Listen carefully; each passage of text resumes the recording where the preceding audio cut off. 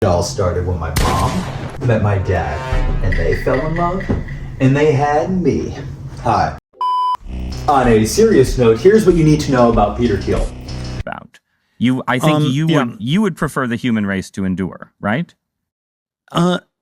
You're hesitating. Yeah, well, yes? I don't know. I would. This is a long hesitation. This is a long hesitation. There's so many questions implicit in this. Should the human race survive? Yes. Okay. But. So in 1998, he starts PayPal with a guy you might know by the name of Elon Musk. He's currently the richest man by net worth on the planet, at least entrepreneur. So they start PayPal. That ends up getting big, and they sell to eBay for $1.5 billion in 2002.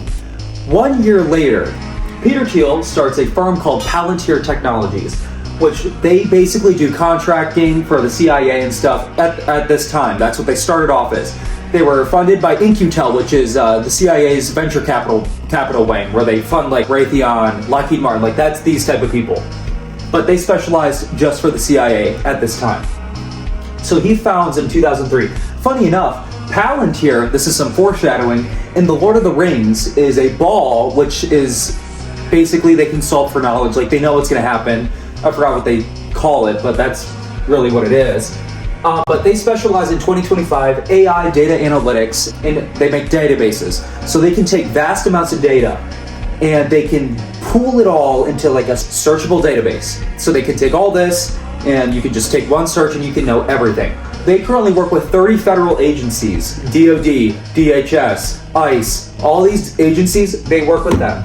So anything anything the government has their hands on, they can all put it together in a database. In one search, they know everything about you, your social security, your tax records, medical history. All of this stuff is in one searchable thing. And this is a big deal because it used to be separate. Each database was like, you had IRS, you had the DHS, you had Department of Health. What they've done is they're taking all this info and they're pooling it together. So now they can search anything at any time and know everything. Think about if they can do this for social media platforms. Anything you've ever liked, comment, shared, anything you've ever viewed, they know. Everything. They know how you think. And this takes me to the next part, the Gotham Project. This is a real thing you can look up on their website. It's basically, by taking these vast amounts of data and getting patterns, they can try their best to calculate when crimes are going to happen, where, and by who. So basically what I'm explaining to you is we're living in the plot of Captain America the Winter Soldier, like where S.H.I.E.L.D. is making this huge thing where they can predict who's going to be a villain or who's going to make bad decisions. So basically this company is doing that IRL.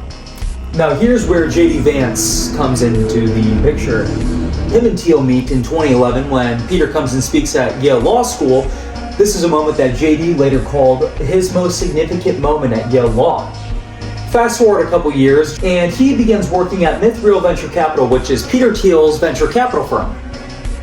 During his tenure at Mithril Capital, he writes Hillbilly Elegy, which is basically his hard launch into politics. This is where he builds his persona. He's the hardworking Appalachian man with he loves his Meemaw, and he's just an American. He's the American dream. He's got his wife, he's got his kids, and he's just getting out there. Now, 3 years later, he's left Thiel's venture capital firm at this point, and now he begins his own firm called Naria Venture Capital. Thiel and his buddies raise $100 million to jumpstart this firm. Then later in 2022, Thiel donates $15 million to JD's Senate race, which is a pretty substantial donation for a Senate race from one guy. Then, as you know, 2 years later, JD Vance is the vice presidential candidate on the ticket for the Trump presidency, where Elon Musk donates and basically contributes $285 million worth towards the Trump campaign. Now you would be saying, this is about JD and Thiel. Why are you talking about Musk? Because him, Musk, and Thiel were buddies for a long time since PayPal. And Musk hired Palantir workers when he was working with Doge earlier in the year. And now Doge doesn't exist anymore. But Doge shut down. Guess who's still in business? Palantir. They're now in the government systems. They're mastering the database, and so basically what I'm getting at is it's pretty dystopian future that looks like it's coming. So yeah. By the way, I just started this TikTok account, and I'm going to be posting a lot more on here of a bunch of stuff, politics, religion. So just please give me a follow if you enjoy this type of content. Thank you.